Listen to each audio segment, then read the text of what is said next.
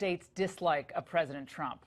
And over the weekend, former CIA Director John Brennan directed this revealing tweet at the president. When the full extent of your venality, moral turpitude, and political corruption becomes known, you will take your rightful place as a disgraced demagogue in the dustbin of history. You may scapegoat Andy McCabe, but you will not destroy America.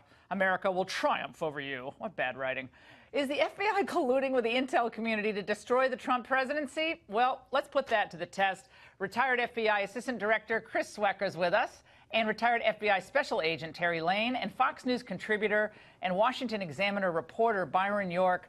Gentlemen, we have so much to get through. We gotta be pithy about this. I want to play for you right off the bat this commentary, this testimony by Brennan on May 23rd of last year at the House Intel Committee. Let's watch. Have you ever requested that a U.S. person's name be unmasked? Yes, I have. Are you aware of any requests within the community that were denied?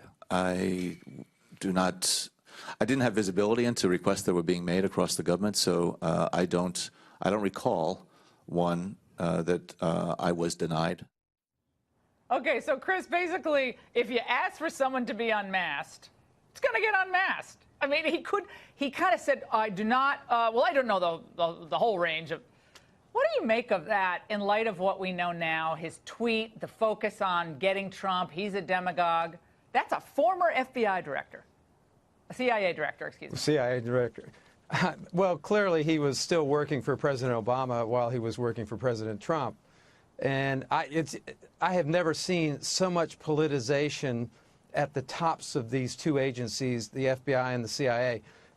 It's something that I hate to concede, I hate to admit, but under Director Comey, clearly there was an agenda to kill the Clinton email investigation and not even let the campaign finance or the foundation investigation continue or be conducted in a way that's designed to get to the truth of the matter. So you got two things going on there. I also think, however, Laura, that the special counsel needs to exist, and we need to get to the bottom of some other things as well. Byron, John Brennan, I think, showed in his tweet this weekend just how much animosity has built up, like Chuck Schumer warned, against the president. Samantha Powers also has had a response. Not a good idea to piss off John Brennan. That's lovely language coming from Samantha Powers. To say they got off on a bad foot is just an incredible understatement. Go back to the transition. Donald Trump has been elected. The intelligence chiefs are working on their report about Russian meddling. They finish it in January of 2017. They brief President Obama on it. And they also brief President Obama about the dossier and the salacious details in the dossier. So the next day, January 6th, they go up to the Trump Tower. Four of them are in there, including John Brennan and James Comey, and they talk to him about the report on Russian interference. And then, by prearrangement, three of them leave, leaving Comey alone with the president-elect, who tells him about the dossier. But Comey knows the dossier is paid for, does he not at that point, by Fusion GPS? But Fusion GPS gets paid for by? We think by the Hillary Clinton campaign. And we think that he... Does he tell the president that? Not to our knowledge, but we really only know what Comey has said. But think of this from the president-elect's point of view. First face-to-face meeting with the FBI, and they tell him, by the way, we know about you and those hookers in Moscow. So that is getting off on a really nasty, bad meant to foot. rattle the president, meant to, we're on to you. We don't know. How else could he think that? Joe DeGeneva was on radio today with me, Terry. And he's coming in as a new lawyer on the Trump team. He's a longtime contributor to this show and others on Fox. And this is what he said. Let's listen. I really believe that Brennan and Clapper were the people who are most responsible for all of the violations of law that occurred during the 2016 campaign that involved not only the unmasking, but the illegal disclosures and other things. So in many ways, this tweet by Brennan was a blessing in disguise. Terry, for that, he's being called, again, a conspiracy theorist. Donald Trump's hiring a conspiracy theorist for one of his, on his legal team and so forth. Your reaction?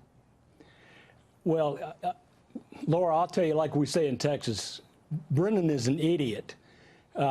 He has no idea how the FBI operates. His agency operates completely different.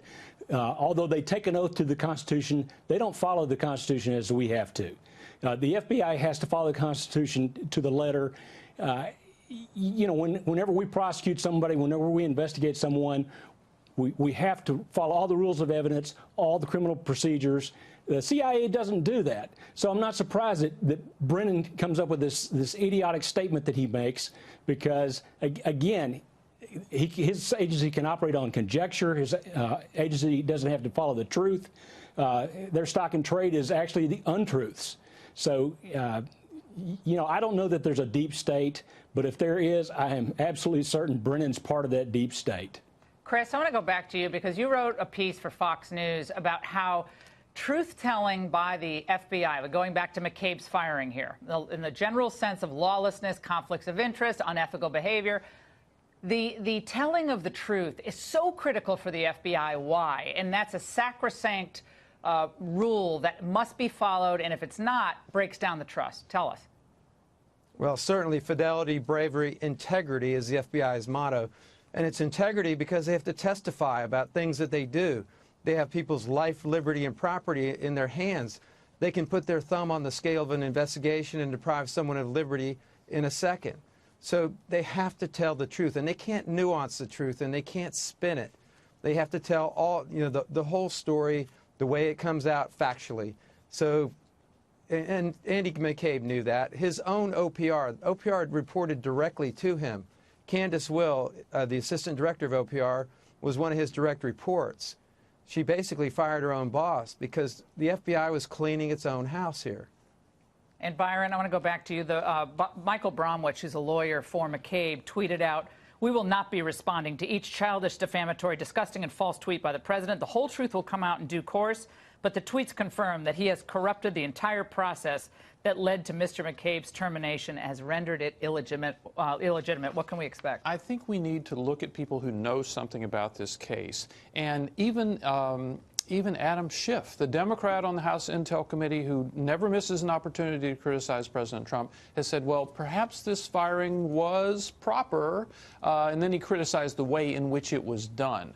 But people who know about this are being careful not to denounce this as an illegitimate sort of act. And we do know that the nonpartisan parts of the FBI, Office of Professional Responsibility, and the Inspector General were behind this. Last thing, McCabe had a media tour ready before this. He had done several interviews with media people. And the one thing he did not talk about was the details of what led to his firing.